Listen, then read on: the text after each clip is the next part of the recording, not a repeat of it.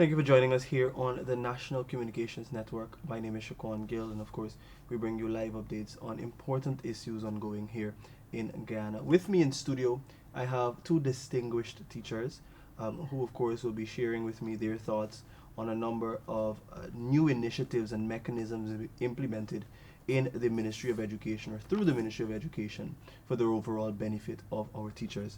With me, I have Mr. Sheikh Ahmad, who is the principal of Essequibo Islands Secondary School, Yes, sir. as well as Miss Shandrina Welcome-Lee.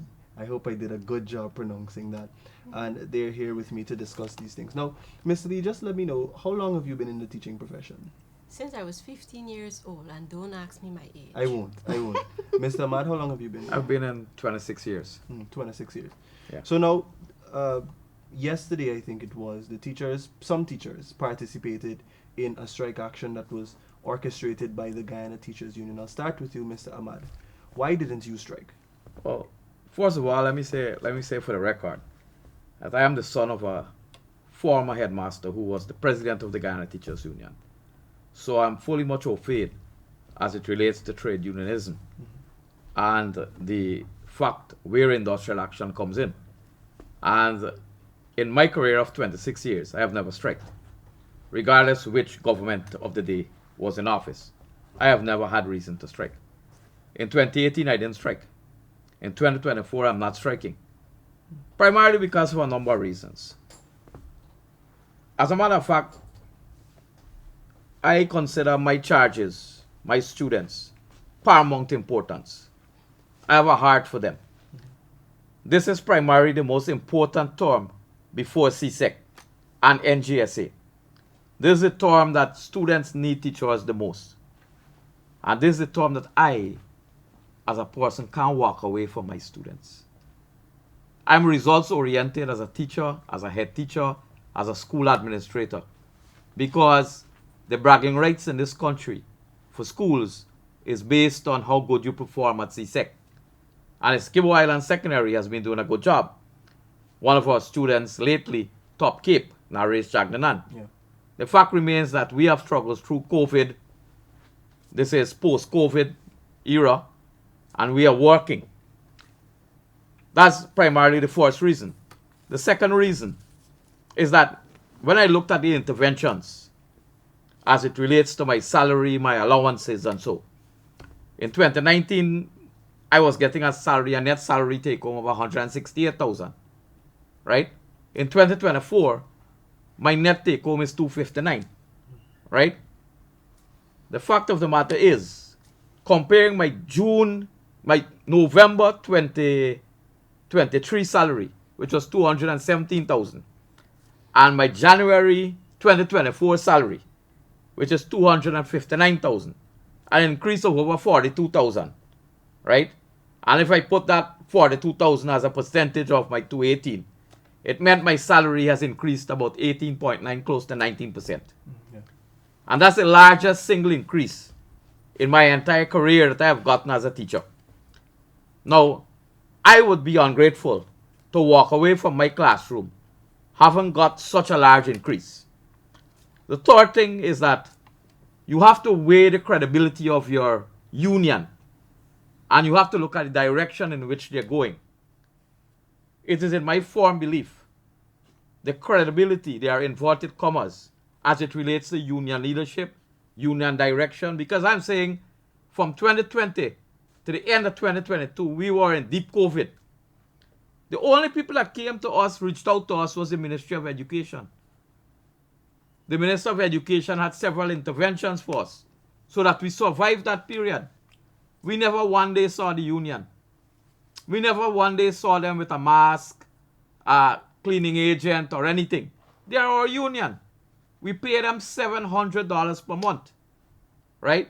And if you have 12,000 teachers in this country, it means that they are getting $8.4 million a month, right? At the end of the year, they're getting $100 million. They have never told us what they are doing with their money. I am not bemoaning the fact that teachers have a right to strike. But teachers also have a right to work. And if I choose to work, if my staff choose to work, and we choose to work based on weighing the pros and cons, right? we found that society needed us, community needed us. Imagine you as a father and you have your kid writing NGSA or CSEC, and this is the final lap of the race, and we are walking away from your kid. In education, according to the United Nations, during COVID, lost time is hard to regain. We have had a system where we are trying to recoup. We're still trying to address the deficiencies of the COVID era in the education system. And the Ministry of Education has been doing a tremendous job in providing us with the necessary tools to do that. And you can see from our external performances, Guyana's external performances, schools' external performances, there has been a general upliftment of the sector. And the investment is paying great dividends. So the fact of the matter is, your net increase is good, 19% for us teachers in the senior bracket, the graduates. And it's not the graduates alone got the net increase. The TQMs, their salaries were adjusted. They were being paid salaries for the year before. They got a total increase in 2023 of 11%. The assistant master or mistress, right? They got a 12% increase when you put the figures on the table. Because I have taught maths for 20 years as a secondary school teacher. So figures is not something that can play with me. I know my percentage is good, right? And we, at our school, we take students with 0 at NGSA. And you look at the end product, after 5 years, they pass, right? And we work wholeheartedly for that. The thing is, the passion of the job. And then my father, who was a former president of the union, always says, it's important to us to have a conversation. Let's have a conversation. Let's have a discussion. Let's be realistic as human beings. We can't walk away from kids. We can't walk away from a classroom because when this is over, everybody's going back to the classrooms. How much did we gain in 2018? There's been a big issue of the $8,000 school uniform allowance. But was that addressed in the 2018 strike and the solutions? No, it wasn't. So why bring it up here if you can address the $8,000 in 2018? How you bring it as an issue in 2024? We recognize that there needs to be an increase in the uniform allowance. But GTU's issue is that they need to speak to teachers. You need to go at the grassroots level, go into the classrooms. Some of them have been executives for so many years, they have forgotten what the classroom looked like, right? You got to go to the classroom, you got to speak to the teachers. You got to understand how teachers feel, right? This thing is not a top-heavy approach. You got to go from the grassroots level. Look at what's happening with college and CPCE and the amount of graduates that are being produced from college without signing contracts for the first time in history, right? That's kudos to the Ministry of Education, what they're doing. You're not binding anybody to sign a contract for 3 years. We're training you to go out there to work, to contribute, to develop. Because we all know that we want people to stop being poor in the world. And the tool for people to stop being poor in the world is education. Yeah. And I have prime examples of that in my locality where I live. A lot of people has gone to think. So all of those factors have weighed on the mind. And a human being has to sit and think carefully. How many people am I going to hurt when I strike? I'm going to hurt a whole school if I strike. I'm going to hurt 200 parents. I'm going to hurt 200 kids. I'm going to hurt all these people. They are going to be in tears. Students are going to be frustrated. I have a conscience. And I can't live like that. Yeah. Right? Miss Lee, if you can share with us your thoughts. Why didn't you strike just a few days ago? I don't do anything I don't believe in. So if I don't believe in it or I don't see a good reason for it, I'm not going to do it. If I see a good reason for it, I'm going to do it. So I didn't strike because I don't believe in this strike. yes, we have growths, we have issues. There are things that need to be improved always. And I need to emphasize that. Yeah. Nothing is ever perfect. Life itself is not perfect. But you cannot deny the fact that there has been improvement. The Ministry of Education, our current Minister of Education, and our CEO, they have done so much for the time they've been in office for this tenure to help education and to help teachers. Specifically, since my colleague spoke about a number of issues, I'd like to zoom in on the grant, Sure. the cash grant. Our classrooms are enhanced and the delivery of education has been enhanced because of the cash grant. Teachers were able to purchase the materials they need to help with their classrooms. Now, I'm seeing a lot of back and forth and teachers attacking other teachers. It looks like we are fighting among ourselves in terms of us attacking each other. But this is a matter of personal choice. If you feel like striking, I don't have a problem with you doing that. But when I say I'm not striking, you shouldn't have a problem with it either. Because I am a free-thinking human being. I have a brain of my own, and I will make decisions for myself. And my teachers at the Bishop's High School are a bunch of brilliant people. I have great respect for them. And many of them, almost all of them, have chosen not to strike, and nobody pressured them into it. It's their choice. So what I'm seeing, and I'm seeing a lot of things on the internet, and I'm seeing the comparison in terms of classroom and all of that. Now, policies are in place to help with so many things. For example, there is the policy the PTA put in place with the Ministry of Education put in place concerning PTAs, alumni, and all of that. As an administrator, you need to be able to tap in to all those things put in place to help your school. Yeah.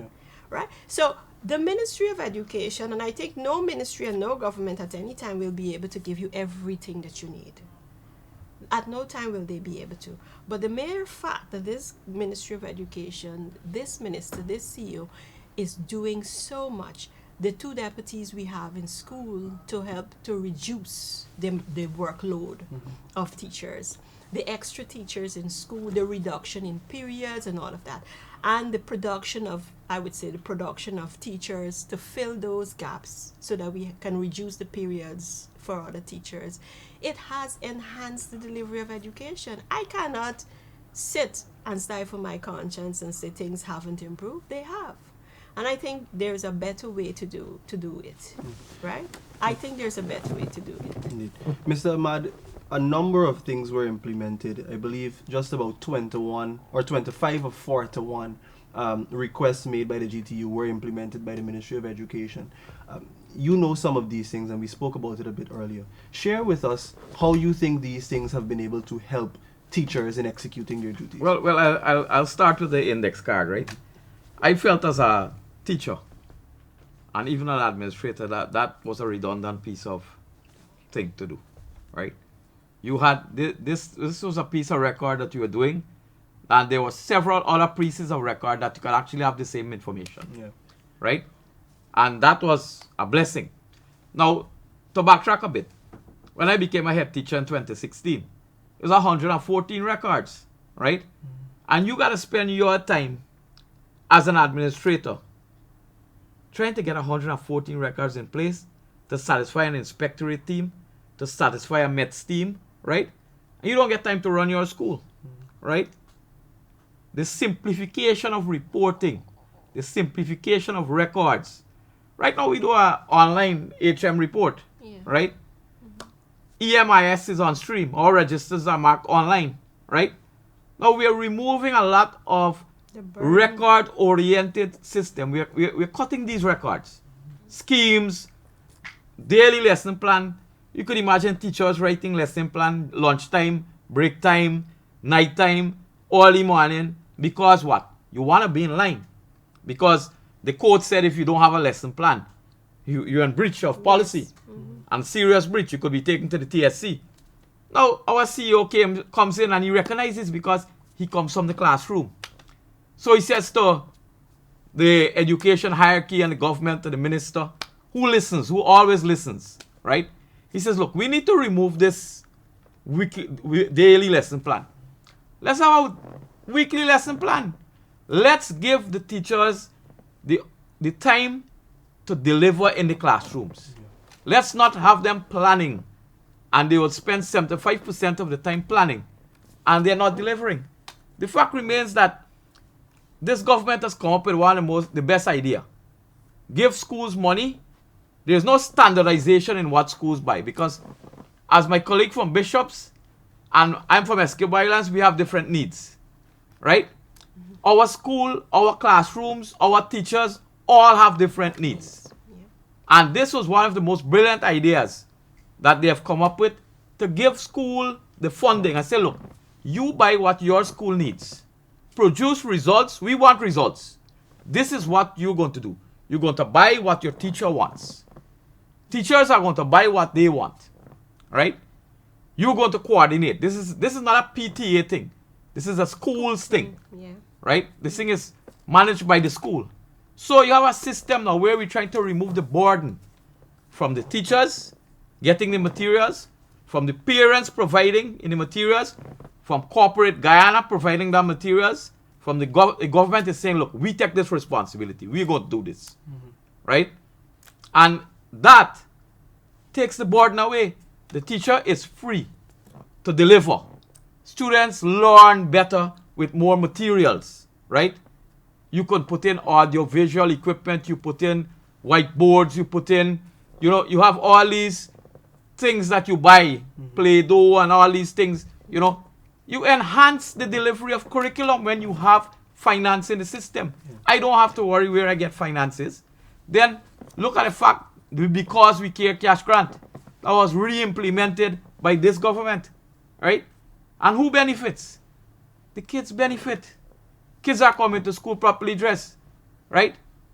And our ministry has gone a step further in the primary schools. They give them breakfast or they get hot lunches. Even in the hinterland, the secondary schools get hot lunches, right? So we want students who are nutritionally better, right? Who are well equipped with all the materials. Teachers are well equipped. We don't want teachers to be writing records all day, 114.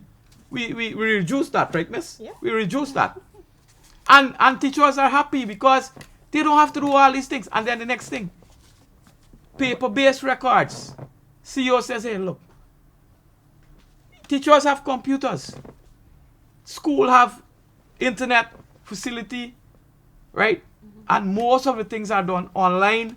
Most of the storage are in cloud storage or whatever, right?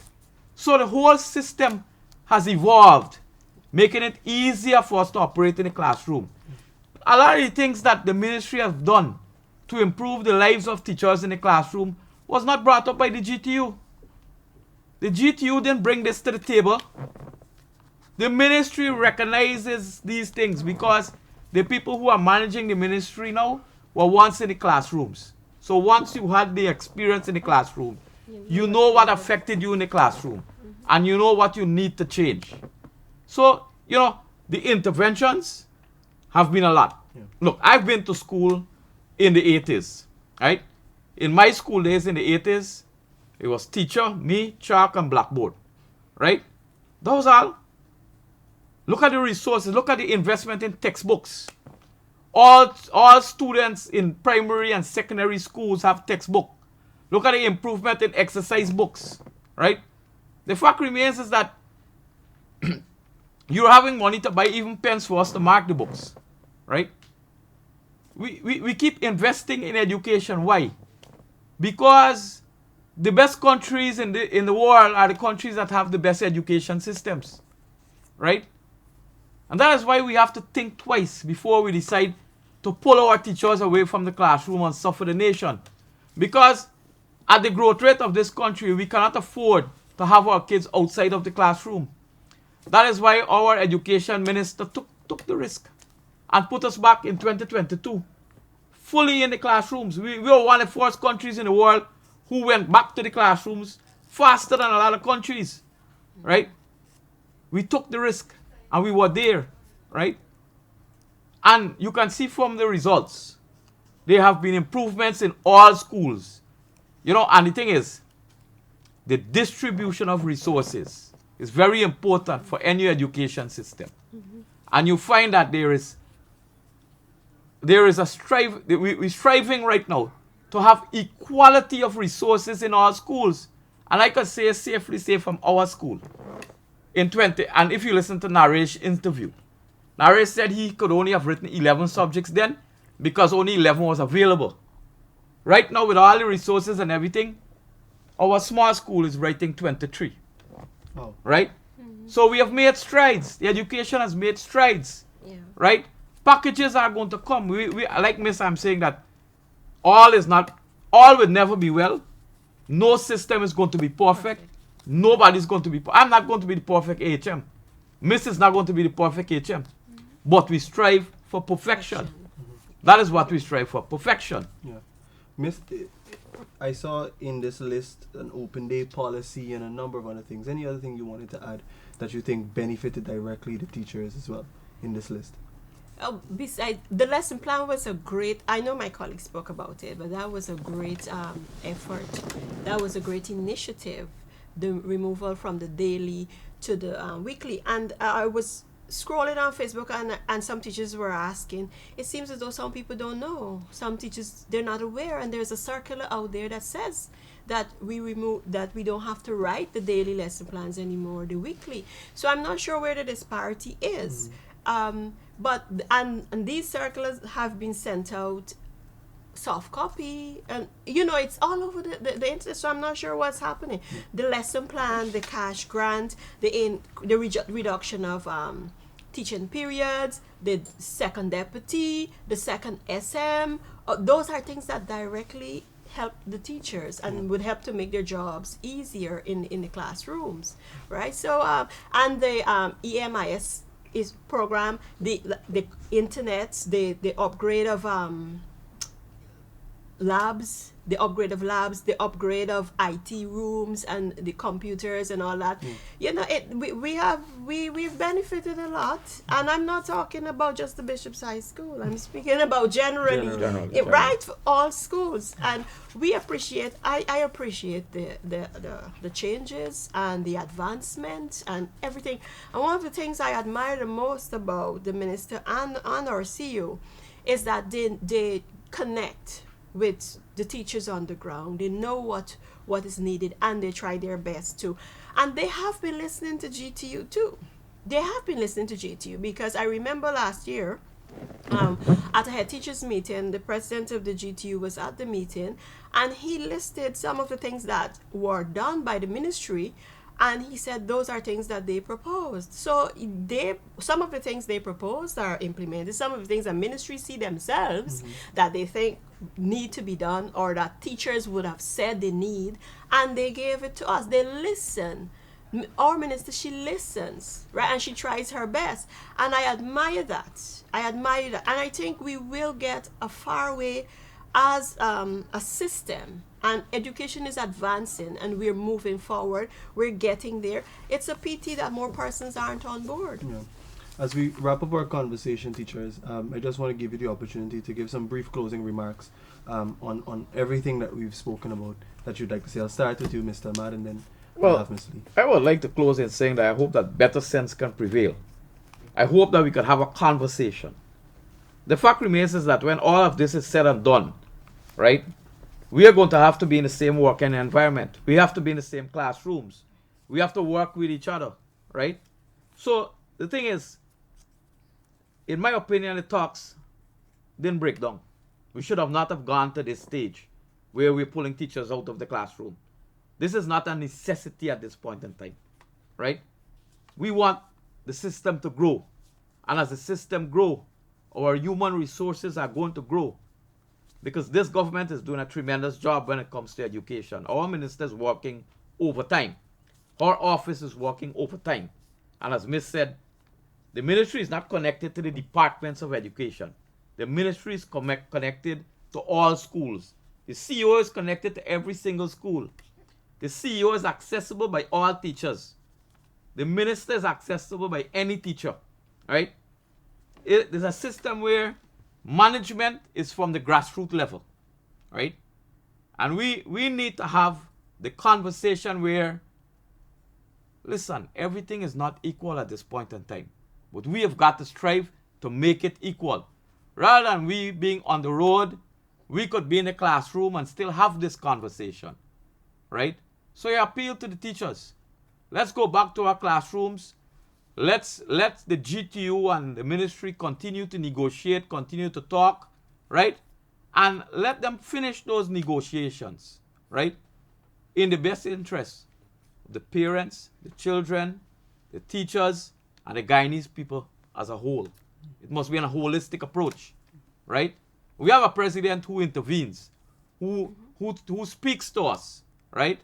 Who speaks directly to us, who visits our communities, he assesses our need, he assesses his government impacts, and he understands where we are. The fact of the matter is, interventions were made. And if interventions were made, we are better. People look at our faces and say, happy faces, right? But all of us are happy. All of us are smiling, right? Because we can do better, right? The effort is there, we can do better. And Guyana has shown in the years 2020, 2022, that teachers are willing to do whatever it takes to produce the results, right? It therefore means, let's continue to talk. Let's continue to have the dialogue. Remove the animosity, right?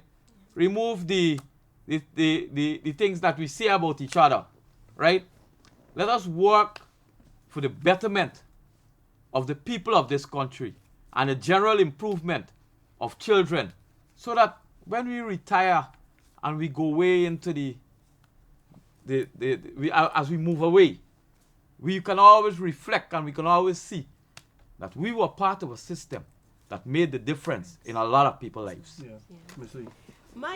I would say, I would like to advise us as educators, teachers, let us stop attacking each other.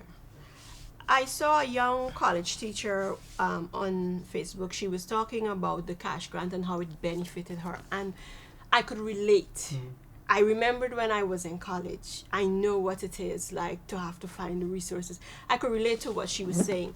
But many persons in the comments section were attacking her, laughing at her, gaslighting her, and all of that. We don't need that. We are intelligent human beings. We are the educators.